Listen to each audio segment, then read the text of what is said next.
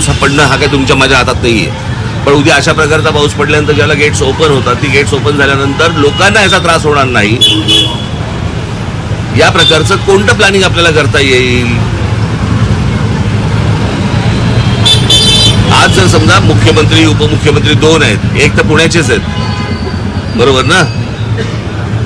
म्हणजे ते नसताना पण धरण वाहलंय, एवढं पाणी पडलं. आता मला असं वाटतं की त्यांनी याच्यामध्ये लक्ष घालायला नको का? वक्तव्य राज ठाकरेंनी अजूनही काहीतरी माझ्याबद्दल केलं.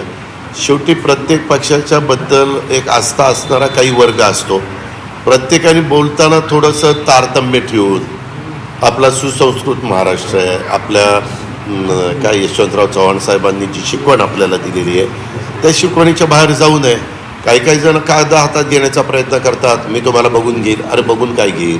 संविधान, कायदा, हा काय कायदा हातात घेण्याचा अधिकार कुणाला दिलेला नाही आहे. वाचाळवीरांची संख्या तर सध्या जास्त झालेलीच आहे आणि भडकपणे संख्या हे करून स्वतःकडं लक्ष केंद्रित करायचं, हे गोष्टी बंद झाल्या पाहिजेत. ही आपली महाराष्ट्राची संस्कृती नाही.